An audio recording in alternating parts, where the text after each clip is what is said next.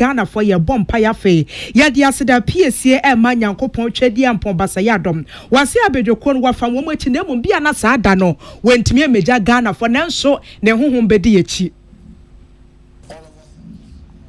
It's clearly a worthwhile initiative. We have this one day where all of us come together to give thanks to the Almighty. Yabekwa humano so ne Reverend Intim Fojo akwa akodi nkomo yenya ne ntie se MPP amanyoko. Thank you to awon finfin mantem wode akona wieye anadue ahyenkafo ya wo my Ghana ne ncho so ne ncha asem bua kire se dum so 11 mpanifo antwe anwo hono mpaade ne etie bia no wo mo kire se June bosme de to so du wo mbesi montene so ne demonstration na se striker wo mo ye no anu be ye denti Ghana background hwe ya wontimi ntwa ne ho tuo 1 CD na omode ato ho se ye dunso tuo no ye ma omo ato tiase se enye yidawafo ene ma dunso ne baaye ene nwumre nsem pika wahu ne yesi nkonya yede esomo yemfa seda manyumekuyi kasebo mo aseda enkonfama Osons chemist and the Osons garlic capsules abadwaso MTN what we did for you everywhere you go. High sense the electrical appliances papa nyina wo my Ghana ma himfie ene high sense dofo roofing system sebra yema won chance fa board down so be the pamocho sika e di amampinfo budget cash and carry limited e di blue jeans energy drink abagana dwaso chese waya odwuma na so ho de no akofom opeso ohimo kena blue jeans energy drink na mekan fo diama wo Raoul's pharmaceuticals e di high lady virgin mixture badwaso diama mba no oyo ba sisi ho enya duru bia na mekan fo diama wo high lady virgin mixture and American for Edama war. Pepsodent say so betima kasuma semwa enoa any Pepsodent in Rono Johnson store be woman no kwa unsa ebeka bi. Ohinere spices enso e wodwaso nya aduane bia na yedi aduane bi wo ho no maame wasi sambo de si kwan ho de bia osesa na nso emfrefre dom aduane ne enkase ohina oyere spices ebeboa wo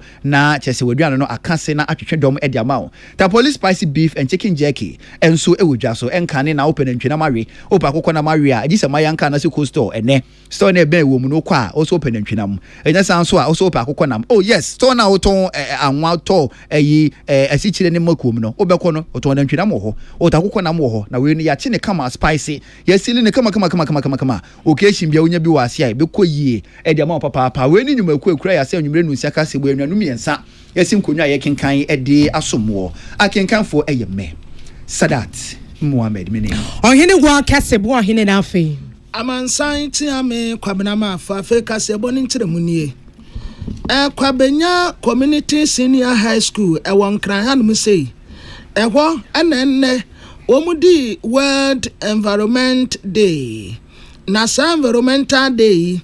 na ye se obo ade na japade a wode amaye ne a eta ye ho asia ekwa ebefa so a ye bekura no na ho aba mfaso amatemamufo na kasafo titiriw ewo saa tumedie yase eye Ghana mampene His Excellency John Dramani Mahama wotre se World Environment Day ehu hia pa na baabia wono nani tire sisi a ye nani suade hunu ene se enka ebre bi baba enua yecha ema akapentafo ewira ho de sradai etitemu ade yankonwa edma adisuafo so mo ntena so no katuo beta sisi akra de technology aba eniama kwanimu a se plastic waste ya egumo ntene so bebrebe enkofo tumi boaboa no ne yefre bibe recycle wo mutumi recycle a no wo mudi bia ye nkonwa wo mudi bia ye table enwa na okwa manone a wo musua ade wo so ye de tetede no a enwa nje ye tanua enua no aba ye ho ban no o ye bugu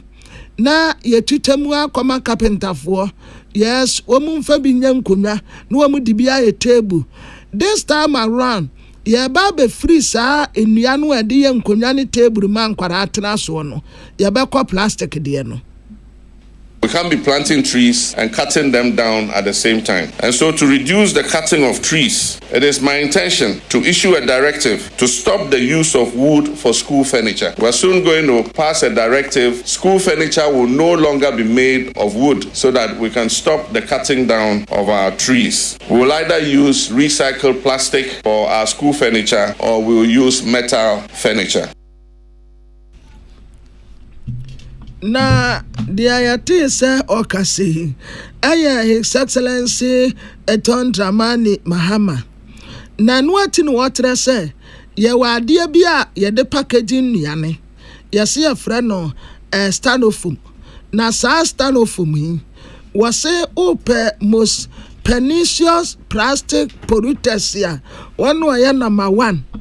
na instead sɛ ɛnkiebe so paper packaging anaasɛ aluminium foil ne yɛde package afold no ɛyɛ styrofoam ɛna de bia yɛde yɛ styrofoam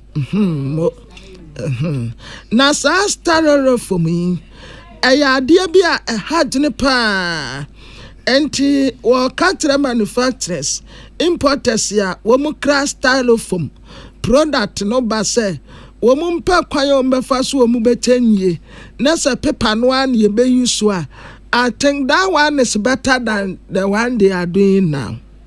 One of the other things we intend to do is to ban styrofoam as a food packaging material. One of the most pernicious polluters is styrofoam plastic. When you go to buy your food and they put it in that white plastic something, and then you finish eating, you just dump it. That is one of the biggest polluters. And so we're going to ban the importation of styrofoam plastics. We have to use paper packaging or aluminium foil for packaging our food. And so I'm informing the manufacturers and importers of styrofoam with the Ministry of Environment. Soon we're going to ban the importation of styrofoam and production of styrofoam in Ghana. Our food packaging will be made from paper and also from aluminium material.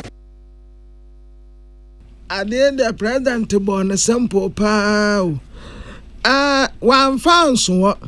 and what I say is see a dear Bakwa higher than a pa. Illegal mining. A form of good year you tunu or quamboneso. Adie in Yanuan womu tagu ya quieno and womu say no. And ya quieno quension so womu say no come. Now this time around in Yabre is see I say excavators ya yet to me a dear free womu to form a good year or quamboneso. Illegal miners no. Ya jet 300 excavators. Na baby kura one more. Eye forest ya yefrewo no go forest ewo no enko ho kura na sa forest no eye baako 9 illegal miners ko ho esi ayaji 8 enti aka baako ya baji eno nso aka ho aside that no ye forest reserve wa ye wo eye 288 forest reserves ya sa dade ato se mu obi a nkom na nanom mpono no enu say 44 and illegal miners wo mutisi mu but enu ayegusu ayeje esi ansuo no enete ya tena yenso yegusu ye bebo ho ban. While we deal with plastics and plant trees, let us also not forget the fight against illegal small-scale mining. I want to commend the collaboration between the Minister of Environment, Science and Technology and the Minister of Lands and Natural Resources and our security services for the progress they are making in the fight against illegal small-scale mining called Galamsey. As I speak, they have seized 300 excavators from illegal miners. 9 forest reserves were no-go areas because the illegal miners were armed to their teeth. Working together with the military and the police, they've been able to evict the illegal miners from 8 of the no-go zone forest reserves. And my understanding is that they're in the process of liberating the last of the 9 red zones. We will not stop at that. We are told that 44 of our forest reserves have been invaded. We have 288 forest reserves in Ghana, and out of the 288, 44 have been invaded by illegal small-scale miners. And so the 9 are the red zone where they were armed to the teeth. Those were the more difficult ones, and so they decided to tackle those first. And now they'll move on to liberate the other 44 forest reserves so that we stop Galamsey in our forest reserves. Piao, where His Excellency John Dramani Mahama, Yenya Salamati Kuku Pentra Daruma, Etia 40B. Jumedia Yasena Penny Quancha for Ya Wada Forestry Commission and Dr. Hugh Brown was here. Now, Nidia Wadia 2 Janses is here, Omugusha, 1 year, she says, and Yamea Duma, 1 more betchen near bar, and you bet me a debate 2 million. Send your bay bet me a CNI. Now, Ghana for Senya Galamse Jumedian Yensa se kwa Breto Gusua et Seginano, ye bet me a 2 a so a sam. What is some waking out to Jabran when a piece Cassia boarding common watch us say, and Mebuna yes, and MC a bet me from Bense 2000. And I wish out my Ghana in shows when in Shas Hemwa. Bantam Bense Dunsi and Dia Oma to a boasem. I should show more bollywood when the Sam Pike Tessinum. Bense 2000 Sabio. I am Monchimonka. What you would do to Johnson? She shall say, Yamea do not say me a banabit to say a mango salodie. And Akan as if we in a betcha dia momo. Send your bay bet me a dianum. What best say yen shasu ye. Na emphasis dientia ye diano. Yen say to me a castle o mine. Today marks the start of the planting season for the Tree for Life Reforestation Initiative. This year, we have a target to establish 10,000 hectares of plantations using communities under the modified Tonga system. Again, under this program, we are engaging 2,000 youth across Ghana to support in planting 2,000 hectares of degraded landscapes. We are also distributing 2 million seedlings during the month of June, which has also kick-started today, for people to plant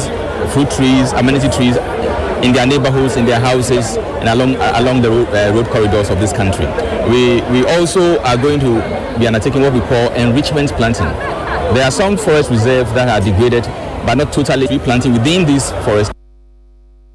Ebusia eni ekweti wanu ye Penny Quancha for ya Wada Forestry Commission and Dr. Hugh Brown. Penny for say Miko Mankebi yemfa nkasma team was for ya wash environment science na fe technology hun samso o my Ghana mu Ibrahim Mutala Muhammad Kasai kire. Dwumedie kase Penny for to obo asia hyeha wade besum Ghana for.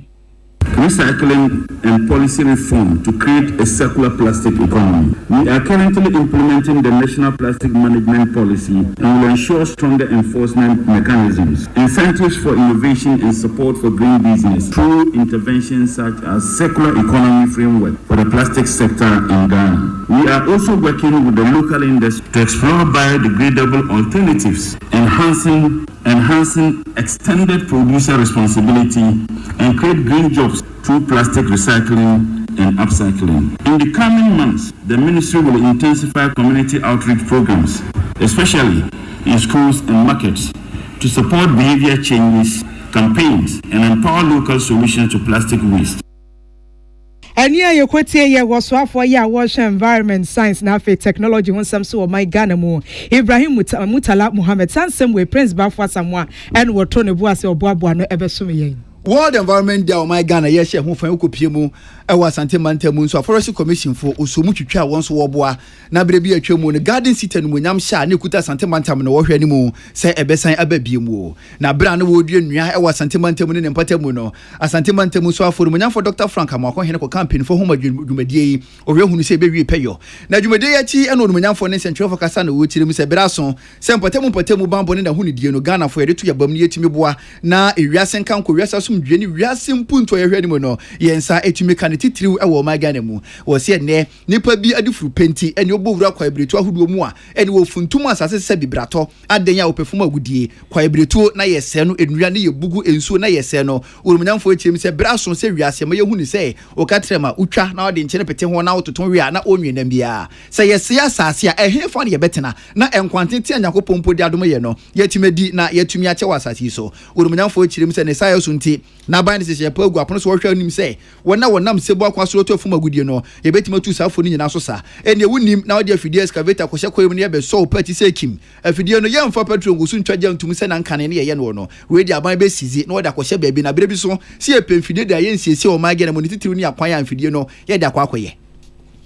yedua nnua ne ahekwa befa so a nyame akyɛde ɔde maaye wɔ environment ne asase ho no ebetimi restore no na de ever wɔ ho so yɛ sɛ 30 million seedlings a yedua no emu 1/3 yedua wɔ Ashanti region, that is emu 10 million de yedua wɔ Ashanti region. De kyerɛ sɛ Ghana ne nyinaa 30 million na sɛ emu 10 million ba Ashanti region na sɛ yɛ ne abrese yɛ bɛsi restore yɛ the garden city title na Ashanti region no yɛ wɔ no na ma ɛyɛ yɛ environment ne yetimi restore no no edu obi anka ho no mo aye kokuma se ɛne Ashanti region nyina sa ye green a any political color e be boa ye nyina enti obi a why wadwen say ye bedua yi wo kɔ na wakɔ say ne de ene ye make sure say ye chewa me pa che obi ane de enim ebiom de edua wo street ho no e wonu say ya hawkers e ha adwen enti ben say wo be wie no na ene keje de sisi ho ni o ma yi and order any city guards ni police for no any security agencies ni be ye collaboration ye be hwese ba bia ye be dedicate a ye be dua enua at least for this year no ye be boy am ye to protect those areas from Kofua e be ba ha ba be destroy them. Asante mantam no so afo odumnyamfo Dr. Frank Amwakohene nene ena etwagu yi na ne kase akire no panyina woda forestry commissioner no ewa Asante mantam no emu owura Clement amo woni achamfo asafo boachaji mabonsu asafo hene enso kasa bia odi nsem sei eto nsentwerefo anim Oshe golf park yakra na be mfie na ani a ehase se idudue nua no a wa woni tue bi se enua idua be mfie na ani no ai fefefe na wo hwe ye target so a ye so a chese ya very successful about 85% the idua no kwaye mu eni mfichiri no ekoyi wo hwe kra afi se di nso etu kra chese aboa ama nso so eto kama se de be ya krama change aye kan ho asem no e be san kraka nemu we botai kese ba ko pa eni se di mufra no so no yedi nua dua e be hye mu school mu efie mu se de be ya mu so be hu se nua dua no ho mfaso de bebre nua dua no ho hia ye pa ene se mframa ye humi nyina nua ene yima ye na ene ye humi a ye di nyankwa tina ko hia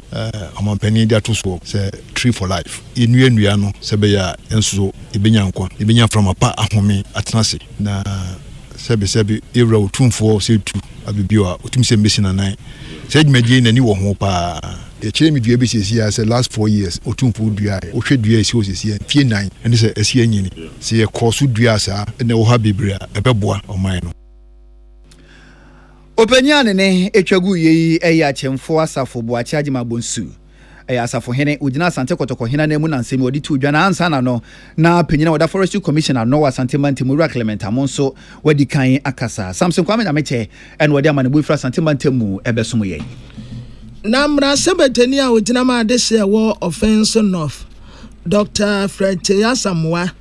na wo sra ban any stakeholders ya hodo a eka ho se sa wo hye Ghana montene so a ade a wohunu pa titiri ni se nsuo to ya nsuo ten kono ubawu se plastic nrobesi ade nsuo nani nyina boso wode tuani kwhye gotem ya nsuo pemba kese pa no bon se plastic no nko a ade nsuo nani nyina aboso na wo srese mpanimfo adawuruma sabi yase akokɔ baata woni madetenya enso aya na wo twɛn fini wonini ano sɛ leadership ɛyɛ aban no ankasa ebesi ginaye sɛ free nade kɔ obia mfa plastic maha anaso obia mfa plastic nya adwuma anasa mutumadi a mode plastic yedie no monsakrem na monfa bibi foforo nya ɛgya wado enkomu bebo nsemu abo na tesi ye ni abre se ye pese environment no ye protect ye na ebra wodi asem ya tuja ewo parliament no ena Dr. Samoa etre se sisi a wo hye ya tena ye no a ye tamfo kase pa ye ninu anya eye nwurobesi uroba no nso se nya akosefo a oh years to come and that sort of said the TNA empro and na essence as no ye frebi environmental degradation na environmental degradation ye say a risk your life for papa e betumi aha yen say afi plastic pollution etre say enwurobese a ye se no say wo se wuroba kura na say enwusie ni bi ebofa baby a nkofo tetete anampo se ugina na se bofa so a ebo se na esisi wa home no ohome a enye yi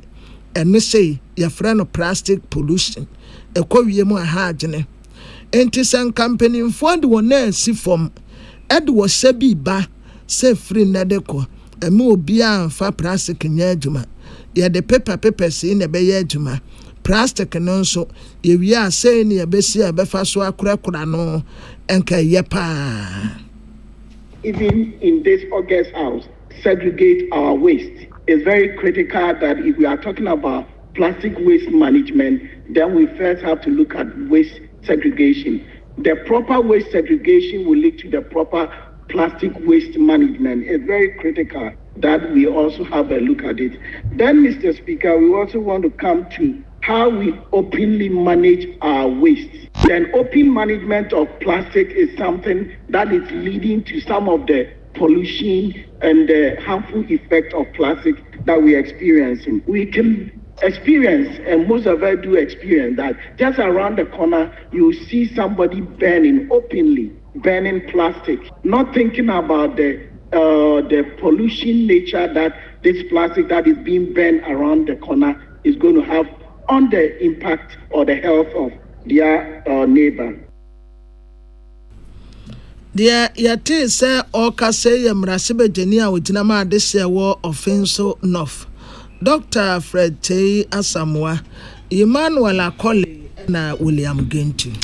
Yet work as your boy saw ye the Nichemua once and for so Ghana Mampenim, His Excellency John Dramani Mahama, dear 2 July Bosme, Nede Di Kaibia, where yes, what I'm said than the Ghana for ye be bomb paya shetonsia kesere babaruko to Niakacha Yanko Ponsia than a sempensua, Woguso and you my Ghana, ye peme equi anymore. Entiane dear Yenina Yajia to Muffin Cramofoso, a bear what dear Sadana. Nano be 2 Cane Ghana Mampeni, His Excellency, Nanado Danko Ford, what dear 2 watches abejuku amampeni wapa no was say wo form so papa abejuku no wo dwumedie bia wo di bia na wo bebɔ mpaye yimpaye na wode ata wo mu echi na wo to ne nkasem wo bu achese sia na wo my Ghana say yankasa de kyerese wanka no wo boye wase yewraje DM John Dramani mama wa ya de oye se pani timitina ase dadwene ye sumsu woda na nyame ye kyerɛ ne John sɔre na sɔre a July bosom ni de di ka yisi wo no bɔ mpaye na afeso wo bɔ mpaye wi a wada se na waya ne santi na yewra na nado danko akofodom wade atodwa wo chesampa ya mampeni John Dramani mama obona baso papa dwumede kese a wade ahyehye som na wato so ya wo bu a kyerɛ sesi a wo hwe my Ghana se ya asumdwe na afi yedie de nyankopɔn ade akyɛ ye kwakyerɛ se ya ntɔ ye ntuaka na wo hwe ama bi etwa my Ghana ho ahia eni ade achi ade se ntɔkwa na wetimi wakame wo yo waya ye kwaso na so my Ghana de wo se nye sa na tientie ne se pass ye JDM wadwene ho akase meyi dako ediesi hɔ no masada no mebɔ mpaye na mesɛ nyankopɔn de so wayɛ ade papa ye wo hu kra ne won kan kyerɛ no na wase mo kra Ghana fo mbɛka ya hyɛ no so abra yɛ kɔto aba December bosmene de toso nso fiempino ɛne aduonu na mu se yɛnhwɛ sɛ ne abato esi kɔyɛ ɛkɔ fɛfɛɛfɛ yante ntɔkwasɛm bia na MPP NDC asɛm yante afa yakɔba ne sɛ yɛ dane amamuo mu transition ɛkɔso yɛ dane mu MPP fo dane mu ama NDC sɛ yɛn hwɛ sɛ ne ne sitie na ɛfɛ kwa abankasiam sɛ wo mu twamfoni wo mo sresre na sefo kyerɛ sampa Ghana sei wase yɛ baako yɛ nipa baako akwa bia so ɛmfa ho ɛne adeɛ bi ebesi bia no wo man Ghana nyankopɔn gusu ehyira yɛm wato so akyerɛ sɛ nyame yɛ adom am July bosom ni de di kan de wo ka kyerɛ Ghana fo sɛ bia na wono kane Ghana man pani na nado dan kɔ akofado na woni wo man Ghana bia na wotu kwan akɔpie mu amanfo amanso na so wo hyɛ yɛ bɔ wo ka bento ede sa John the Baptist bra na ne yemhwie sem committee ne dwumedi a wodi bia no wo bekai wo mu ewo empire bom wade sansem wo nyina to dwa bra bedweko no kosra no. All of us have to support this initiative. It's clearly a worthwhile initiative. We have this one day where all of us come together to give thanks to the Almighty for the many, many, many blessings He has bestowed upon us. And you identified one of the most important is the stability, the unity of our country and its stability. Our country is the only one in West Africa, perhaps one of the few on the continent that has never had a civil war. In the 67 years since independence, we've had our problems, coups, etc. But the country has never broken apart and we have never ended up fighting each other because of politics or power. And that is a blessing for us. Ebusia eni ekwotie kane Ghana Mompene Excellency Nana Adodankwa Akufo-Addo eno wato ne buase achem wonim wakrampo a wase wobekai Ghana for won paibom na enum ena dwemteneni edema abedwuko yewura Elvis Efiyankra watche se sadan wasre Ghana for wasre yem eye da kese pa de ma yenyina da enye party a wowo nye ndc sem enye LPG enye ndc enye MPP asem ena afeso nye se bia mesom bosom anasem ye nkramoni me Kristo ni da bia nya ne sa da no mpo hia se party a wodom tade na wobekwa akɔhye wose hu hia se mpo wo Ghana colors bia timi hye na ye kra behwe nipa wo bedi Kristofo anem anaso bedi anim eye Cardinal Peter Kojo Apia Texan wose enyefe Romans of Penny ene bedi anim e won paibom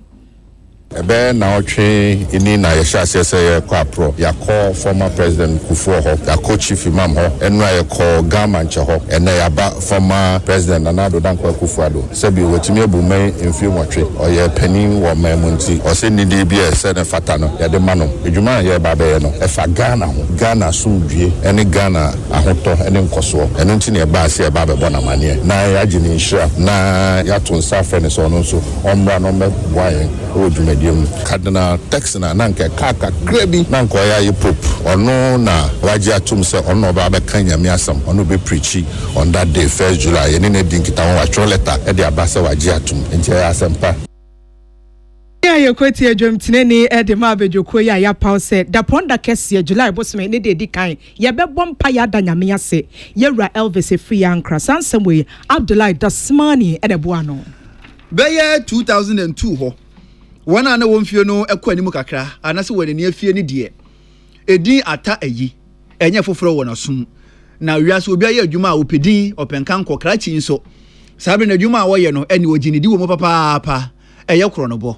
eni Ghana fo na nyina woti ata ayi pe na tese wo hu kro no eni wo bo kro no a ma Ghana fo nyina ka se oho na 2002 ene nyakopon yi kra chi so krata abofrade wonim dwane na emomonim sie na sena mpinifo so akato honom ne dwa kese ye kofom wa ya na twitwi nkuma eka ho bi wabra krachi ye chie no no afoforo bi osusu se omo na chese na wo bo ata yi ma no kro no bo ekwa animu no ye cheche dodo na so eka ho na krachi ba ko ye chie no ka ata yi ho eni wura yawo asante agikum krachi wo ye moto fita wosu won kan bi nhyem wa sore dem woni na busua ene we be ka chie na se post for hwewo adan ya ye se ache kromfo bi wosu won ne wo akobọ kro no eno wo se oni mo kobọ kro no daben before fita na meye me nkobọ kro no ba bia ena post for say o de yenko ye kudu post station asema wo kan waka chire mpinifo wo fie beti na so pam krachi die post for chi kokopie mu e wo post station nano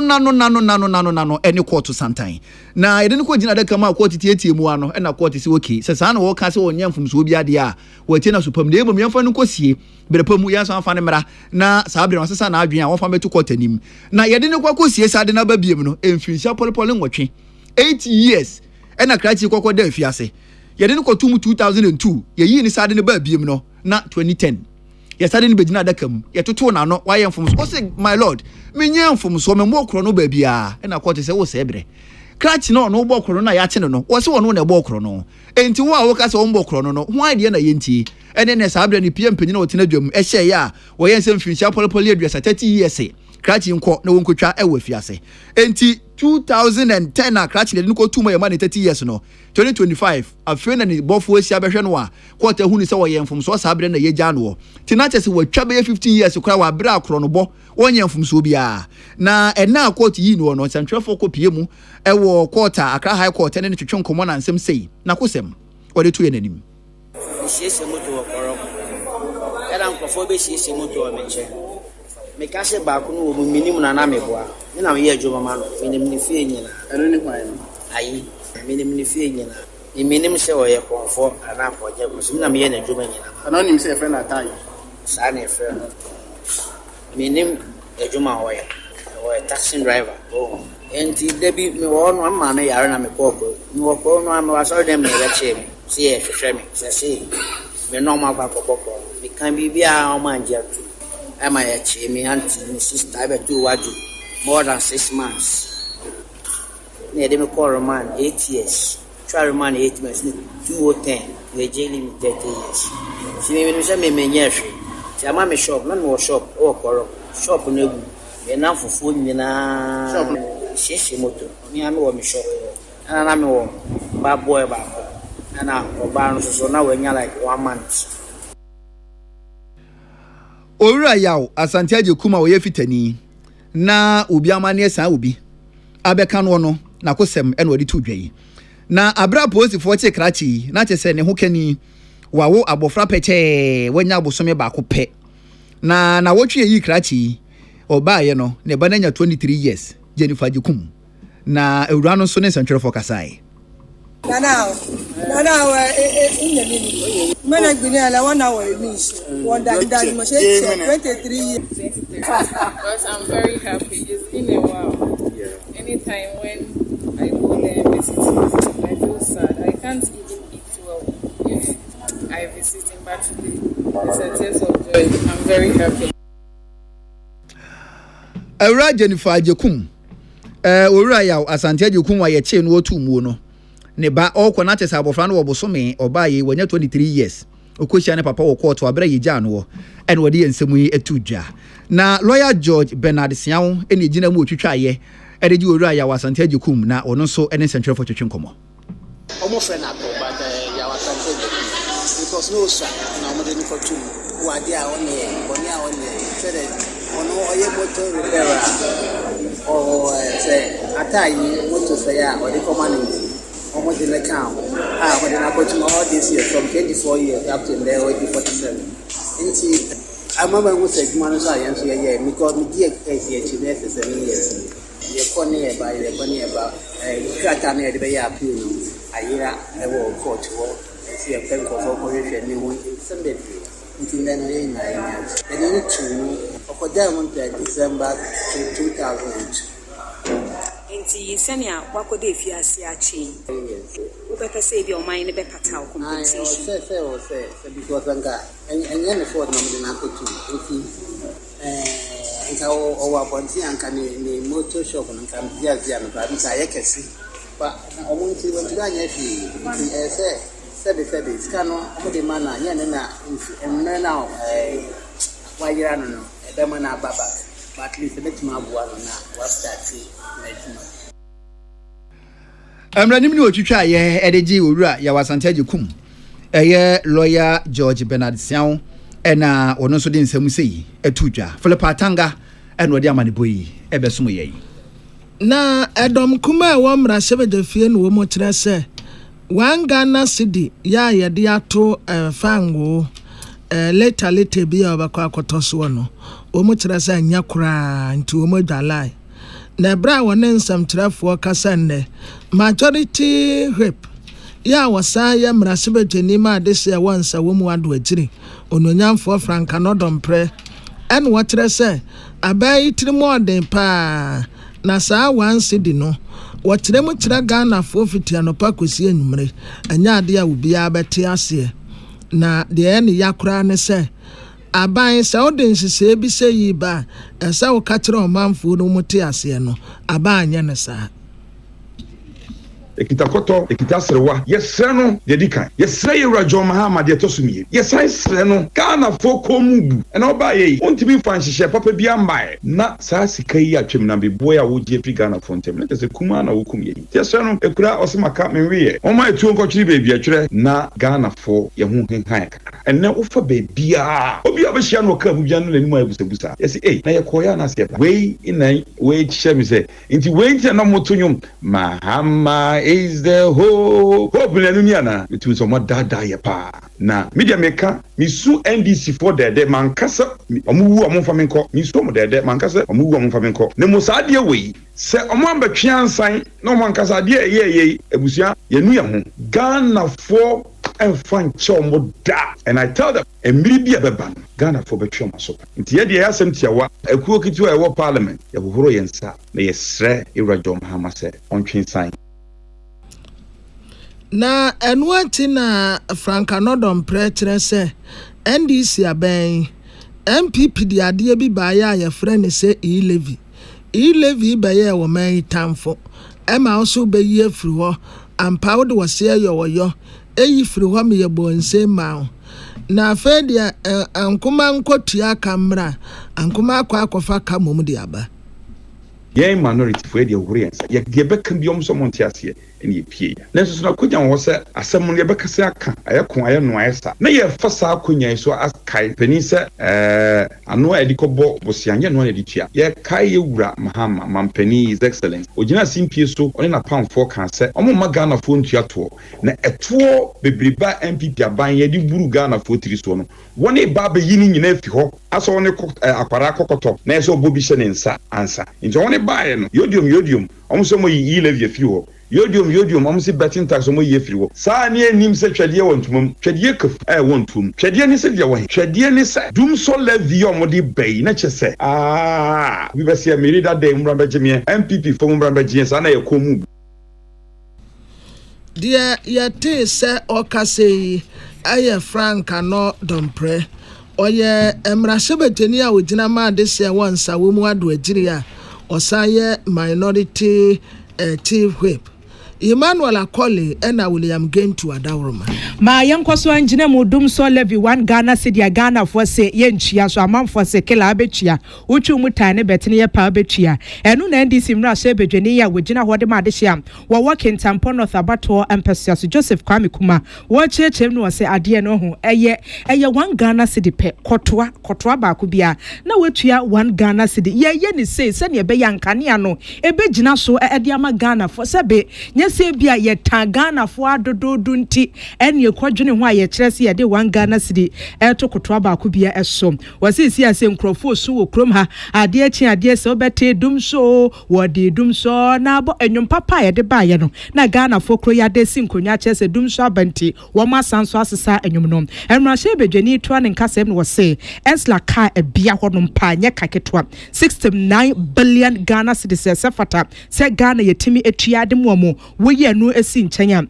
independent power producers say a car anase sika de bia de wasa ba ne hwese wo betimi etua de amom se ne be ya ye betimi ato eja hoden eye 1.2 billion Ghana cedis enti we nyina ya de bia aban nkuto ntimi nye aho yenim te bia Ghana fo FM nanso ya nye ne si ye be ha dwene imagine wo tua 1 Ghana cedi pe na wonna dum so mu a se nka ye be fa ne santi wasre Ghana fo se yenso mu saa Omampanyi jo mama ne na pamfo ye ne se yen koji bibia ye frɛ no ameredel ne yemfa mra ne yemfa mbesiesie Ghana nyinam kanea ne ngina ne nan so saa mre no amanwosem ti ebinum twitwa bɔ no yie na enso one na pamfo ekoso ekoye nyinam kanea ho adwuma a ye frɛ no ameredel na Ghana ka ye de saade ne eba eye million ahanum obi beka say $500 million debisa na enso eno no na nhyehyɛ ne sɛ bɛyɛ mfie num ɛsɛ Ghana etimi oni ya etimi tua kanen na ne yɛ abjapade ye twa bɔ no yie pa ɛma sebi na do ne na ban ye ma ɔmo kwan na ɔmo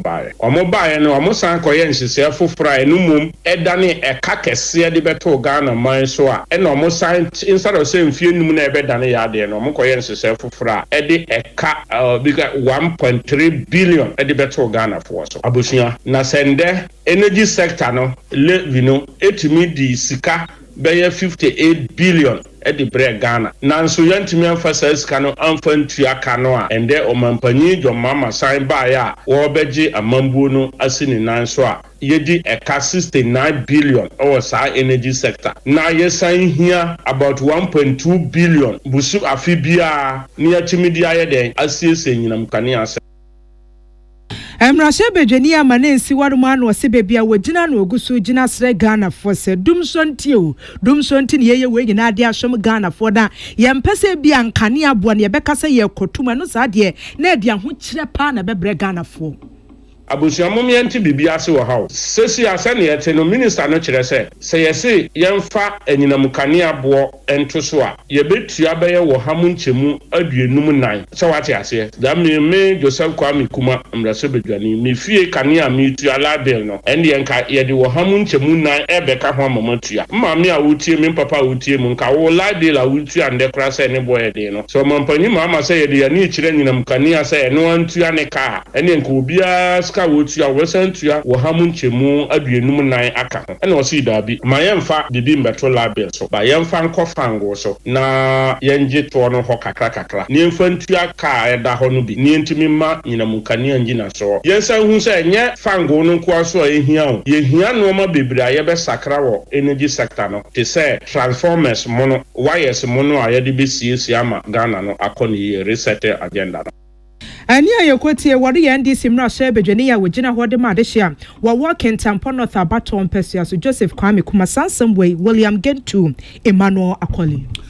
wasuna manyoku ya frɛ mo NPP obo apro ewo Ghana fo na nyina na asede ni kabia wo de Ghana fo esanse mpinfo se bia chichira aboa no ehɔ a ene esane no bra yekɔ abatu anim no kɔ Ghana fo na so ekosere Ghana fo nsam tumi na yeto aba ni wieye no ne nanka wo hwɛ ni mu no won san tumi anka de nanso Ghana fo do no nya wogidie ewo mu a woto aba no edema wo mo nti ho akwa hia sɛ wosako wo na so biem na wokɔkɔda wanase na watu ni din thank you to yi ede NPP abusuaku yakopie mu ewo mfimfim mantamu Dr. Alhaji Mahmoud Bomia otu franka edema manyoku yi ena chese wodi mpenfo ne mu a thank you to yi chese wonam Ghana fo na so na woda asesa na asensa otumrase badwani yanka ne wo so afo be di kira na woda disua so na no orumunyanfo John Tim Fojo eka Dr. Alhaji Mahmoud Bomia ho yebekɔ ne nkyɛn na yene no atwetwe nkomo orumunyanfo asumdwe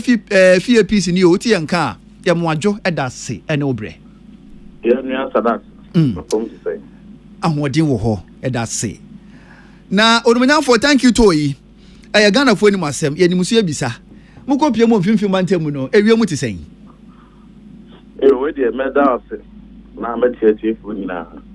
yakopon da Roma said the Akan of 1 Thessalonians chapter 5 verse 18 for true command Thessalonians sorry no sade nyina mu ye fasida ema nyame no na MPP amanyoku yakwa about so 2024 na susanso free mobile bia no the ban difo a ne call about yeah Dr. Mahmoud Baumia I na so the nyame man no eyelefe ma the nemanfo party for company for nyina ade ye de bo ano campaign wo ye ne about okoto ye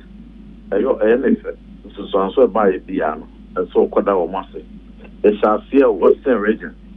na nyame adaroma metumi enya kwan echo 12 regions out of the 16 regions no the Shasia Western region and enra the baby Cape Coast central region Winneba specifically the baby na in fact me Shasia free question so all calling so no nko on me party penny for na call general secretary ka ho national chairman na region bi obedu bia so no the regional executives constituency executives and the party 24 central region enra na ni kapa in fact we had the dom ba ye be ko bia kusia party for say free for praxo I hono the upper intra west upper intra east bisia ho before timukwa e goes to here himawa intra for the ka ho na asen of asen central so the ka ho usia no fefe na oda o mo siwi ye no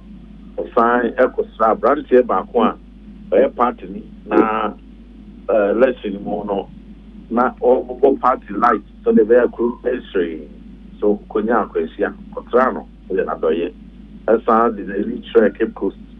the Pedro Cape Coast no Cape Coast South Cape Coast North South AK ne Jumako and Fantomai o nyina so bi sia ofefefe in fact o shan ke ka o bi sia na kwan a wa eniji a wo mo so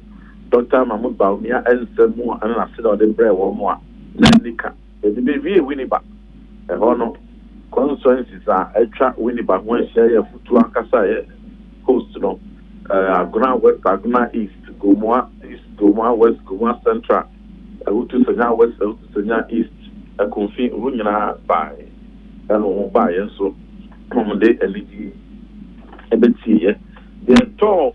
the man for na kuma so pampo ne se the Dr. Baumia ka kire won se wo mu aye campaign party for national region constituency electoral area police station executives volunteers MPP volunteer omo adwuma de ono akọ 276 constituency the campaign madina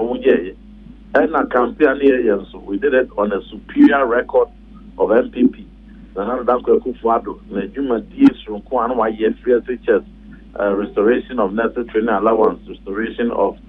teacher training allowance nurses for the and then digitalization airport and then you want to be one constituency one ambulance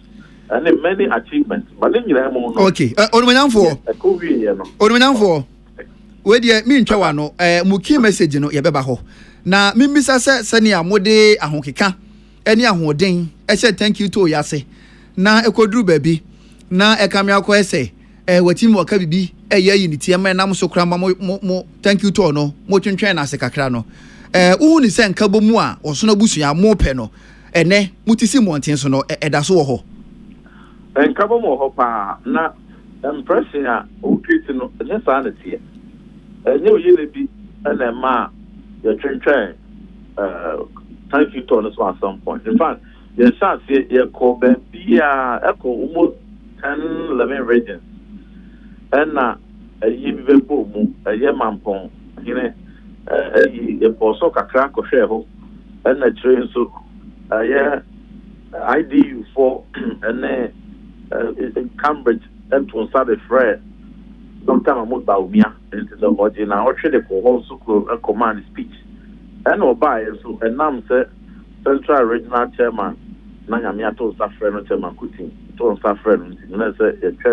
trend so na you know answer the Coaco that 50 mountain for us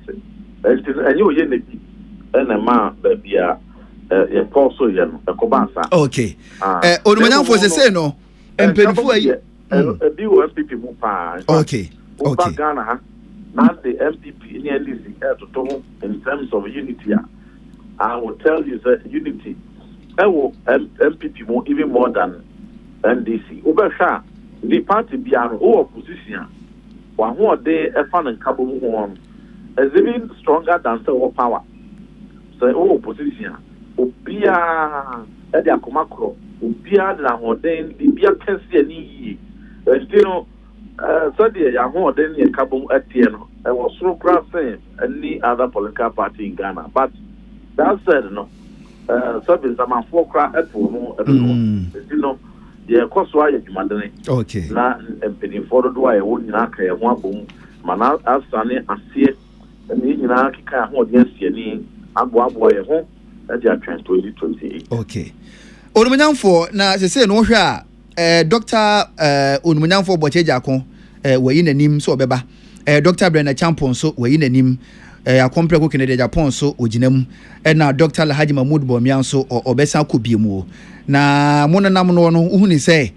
dog na chita no eda so wosoro ana factors am wo din bibinti kame akwa so munti ama doctor na chita no na support no abafom kakra oh Dr. Mahmoud Baumia support was ropa. We did say as dai chire na for ni mu ha na ekro. Nemu we no ayasda e koda e manfo ase. Ewo emo a wo de boa campaign in election 2024 enya campaign ye koye. Ayasda to until it wasn't a test for popularity. Bia obi e young contest various candidate popularity and yeah no Serbia Utaintia Brana Montoni Corso. Okay. Or 1993 they quite about to also only Professor Dubois Necroy. Okodasis and your popularity contest no coy. Bra 96 His Excellency President John Kunkufo at the time candidate John Kunkufo. Okodane Manfwase. So in 2008 they call Yanni His Excellency President Nana Danko Akufo-Addo at the time candidate Akufo-Addo 2009 Okodane Manfwase 2012 they call ya court free and the Nina or Dane Manfwase and you know any popularity rounds and the year correct the vote so be fair now originally now so I said don't slow and okay kind of a party for the best this year no so a tell say obi ani de ho Okay. Onumanamfo we dey mimbisa say mo ankotese popularity dey. Now so Dr. Alhaji Mahmoud Bawumia na mo namwo na wo hia wo so na busuan yi ni key message a wo nam no e den ya. Yo, key message e ya sida. Say yakwa batwo so. Abatwo bi anso kwa we manyokua so mi no pe e de betia ba. So be wini na say obedinku eli yakọ emana anyi ya ma ye kra rank and file enya kokuduru yemfa enye adwumadene na party ne samra power na effort to bia di bura campaign so na ni odawe bia se ene ewie yenso na bi no ege kan se bi se da ba no crap ne na so a e man so sa bai and ye propaganda onya botre mu e di data tre mu na no kwasem ni sa propaganda no do na so bra na professor okwe committee MPP penny for national council power no so wonko ankoyehwe mu mra onne party penny fu ya Dr. Bawumia kwa prokoda o masia ene ko kasaye de penny for no so katre okwe committee wo de betu ja oko round bia so mo anso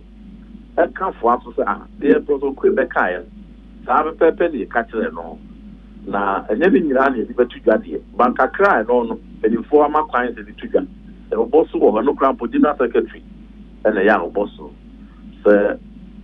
won kan se ahotre ahodo a na bagana ana ba wiase afa na nyina eka one of the reasons are my be Google no what is the top wiase afa na nyina ho a 80% of incumbent government ekwa battle so omudi ncho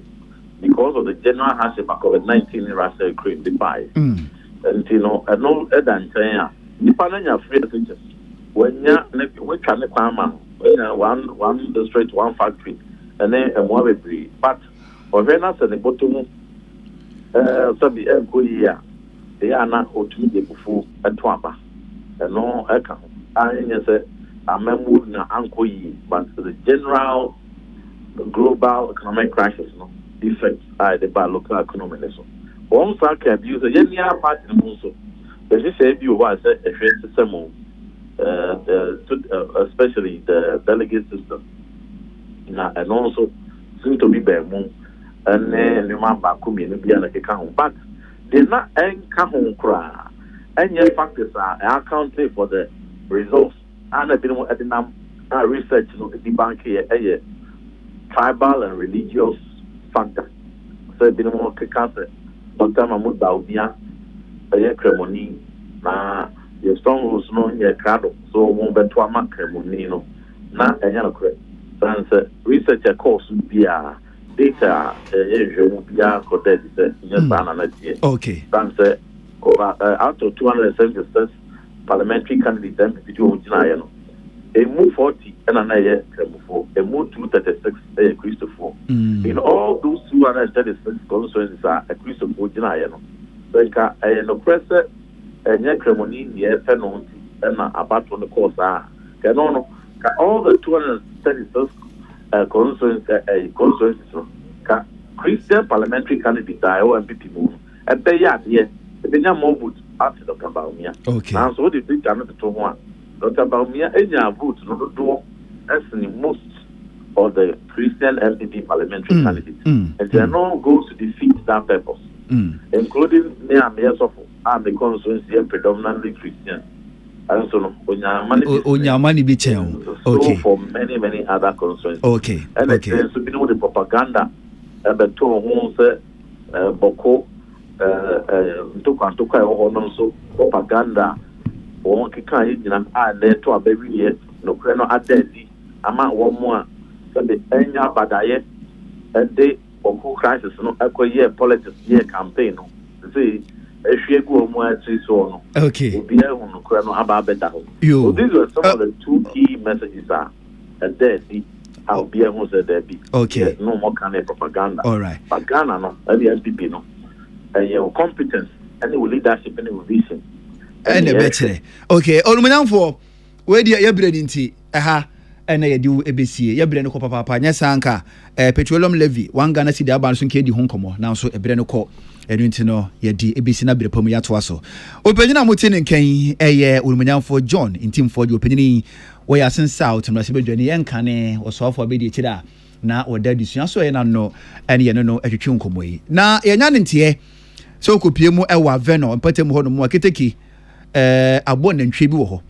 ama keteke no afiri ne kwan so asi fom wa bra nipa wo mu na owura Steven Amo ogina hobi ne esi nyina no yenko ne nche no ntwamfo nyini efa nkyerɛ yen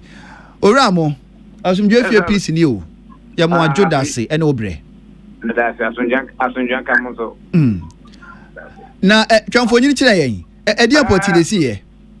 ayimre ene yon se train no ebo abemba na o ma chichire ananjwe no so ewo train kwaro no sa ata mo tomo sarata no nya taya o mo de ba na train no bo aben na bo ne sane ahmana o de chichire na njwe no train kwaro no o twa bo na bo so ho de chen nipa no di train do na bo na je no so yi nipa ne sem ana ko she train na se di train che no ko ya ma e ko fa no sunti ni tina afi kwarna so asifam na e da nyame se obia ba train ne dia asifam se ya meka na ntwera ko ahase na ntwe no obi die na wakoto no de abo ho ana omo to ni bi e na o ma chechera bo ho mbajo omo to no e na chechera bo na ebran omo chiche na ntwe no ho no obi anka nche omo se keteke da so fa kwa no so omo ya we because eba anopa no ma sane anyumire so no ma sane ba we no se na ekoye no abo no so papa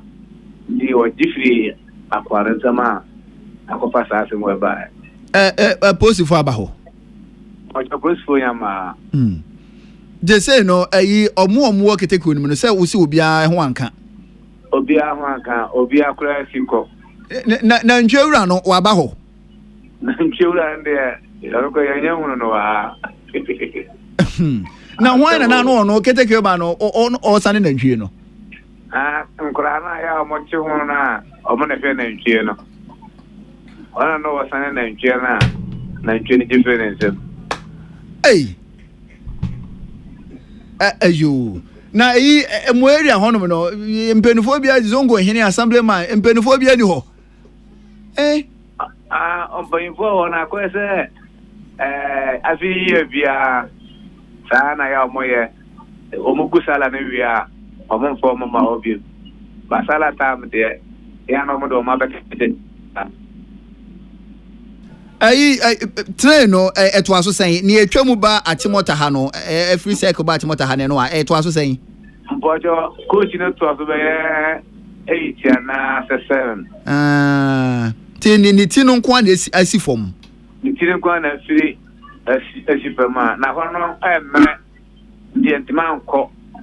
asi form esenke oramo ye dase eno amane bo that's pa ya mishira mo so we de nyankopon na edi amanfo ho afifie na keteke eto aso nwotwe anipa wo mu na obi na ntwe wakochechire wo kwan ho nti nyame na ya adum kani nyina mu ni ya nke bi anyimire ye ka asem foforo na wa mo se hwan na na esane na ntwe no boys na mo pam omodi na ntwe ne nante ni bia enwofra nkuma no na pani kura na dance ene na ntwe na twe agye free ne nsemu a enko bekum it was so obvious that wontimi nsane entwene fi kwan so ofa na ntwe won se wo de yare hosem problem woni me problem se obi ya de a o ebegina wa ya nhwe na ya hwa BBC wie train kwan mu wo mu de an winnim pa enti wo twen train ne ba no aba besane chese nyansa be na wo mu a wo ho nom no me Ghana for your problem ya nhwe han o hwese train kwan mu nkofo de an ntia ba start ebubo ho ba ko aba yɛde mienu abɛka ho miɛnsa ba na obiara bɛtwam wei nyame nkoa ne sɛ tre na ne amutu ka sɛ yɛ ka asɛm foforɔ wa ha nyame nkoa sɛ tre na ne amutu ɛna akwala yi nso wochi no wanyɛ ye wochi ne sɛ wobɛkɔ akɔhwɛ koraa ɛwɔ sɛ ne wura ne na ɛwɔ sɛ yɛkye no ne wura no sɛ wɔnim na wɔyɛ nti wɔmmaa hɔ ɛnti na mani a former MC Gawes yɛ adwen no Clement Wilkinson ɛyɛ no wato ne din Charles Johnson no watɔn ɛde nantie kurakura nkwala na ɔmu de nam ɔfa mɛsɛ naa no abɛka gyan hyɛ kwantempo yi so nantwie obiara ndi akyiri nantwie bɛyɛ 15 akɛseɛ na ɛnam kwan mu na ka ɛbɔ abɛn wo sɛ abɛka ha na no ka wokudi wɔn ka wokudi sɛ nea hositie na anantwie ebi wedu ahomakye na wo kɔ adwuma no ɔmo nam tia wɔ sɛ wogina adan menim sɛ yɛni mpanifo okrom ha nimra no ado mu kɔ na mienu apie na sɛ wonim so mo apie o ɛna wo ma nam no mo bo mo bra mienu no nantwie na ayɛ ne ɔmo pɛ ba wɔfa asɛm a yɛka enhu pa o enhu pa ɔma we pɛ ne mu tia da saa yɛ capital Accra yɛ jeje nantwie na ne nam kuro hwɛ ka wokudi sɛnea ka wokudi hwɛ sɛnea kwan ne sitie bi kɔ bi ba na nantwie wofi Accra girls a no ɔmo nam kyɛ sɛ bransam na anu sɛ no obi kura adware obi arɔ ne ho a wo dware wɔ kwan no so asante region ho baabi ni papa ne nafuo kakraka nantwie no kɔte se mo hwɛ ni nyinaa ɔkɔba aposifo amane a omuzenti omu nkwachi ya nantwie na can you imagine na sɛ ne wura na yɛbɛkye no ma yɛnyina wɔ so na afokro ya nansan yɛkye ayi papa bi sɛ obi na ntwa bɛwi na nafudie ɔtwa nantwie na akɔtɔn ntia kɔkye no mesi yɛnya ne Clement Wilkinson deɛ no yɛntɔn no bɛwi wa deɛ a nantwie baako no wafrɛ ne Charles wafrɛ baako Johnson na ɔde adɔm ato so watɔn ebusua yɛgyina wɔ so ne yɛahome so yɛba nsɛm aka bɛtoa so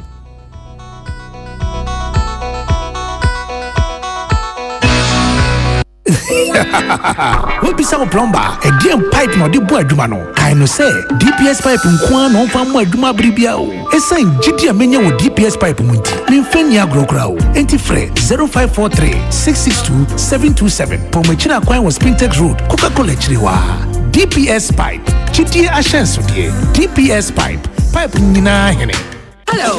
I am Ahunto, your friendly virtual assistant at Omni Basic Bank. I am here to guide you through our mobile app. The new Omni Basic mobile app is designed for you and packed with everything you need to manage your finances anytime and anywhere. Whether you're checking your balance, tracking your transactions, or planning your budget, the Omni Basic mobile app lets you manage your finances 24/7. It's quick, easy, and always at your fingertips. Need to send money, pay bills, or make a transaction on the go? The new Omni Basic mobile app keeps your banking simple so you can focus on what matters most to you. Transferring funds has never been this seamless. Whether it's a mobile wallet or a bank transfer, just a few taps and you are all set. No stress, no hassle. Download the new Omni Basic app today and experience banking that is smarter, faster, and designed just for you. Omni Basic mobile app, absolutely seamless. Omni Basic Bank, not just another bank. Happy Delight Food Juice. Wachulala, swachulala, chichi soso. Afrana pa. Epe pashu breakfast and was in woman. Joe Happy Delight Food Juice against with toast, cereal, and even them cool. What a way. And you mean a bread and fifi. The most fridge man. Happy Delight Fruit Juice. One of one. And you be here. Happy Medical Relaxing way. Tuano, when you're. Let's say what a chamado. Happy Delight Fruit Juice. Off and a baby, I bring you all day long. Fruit juice, I'm Happy Delight. One different flavors, different size. Pay number 1 liter, number from NG 150 and 250 ml. A baby healthy life shops on your supermarket. Happy Delight Fruit Juice, loaded with taste. Tune it in, turn it up, Peace FM, and rip off the knob. Yama yetiefo nyina akwaba kasebo no esi amansan tia me kwabena mafo ana ohene wa kase bo ahene na afei Sadat Muhammad na ebo no wote around the world ebeba ana ye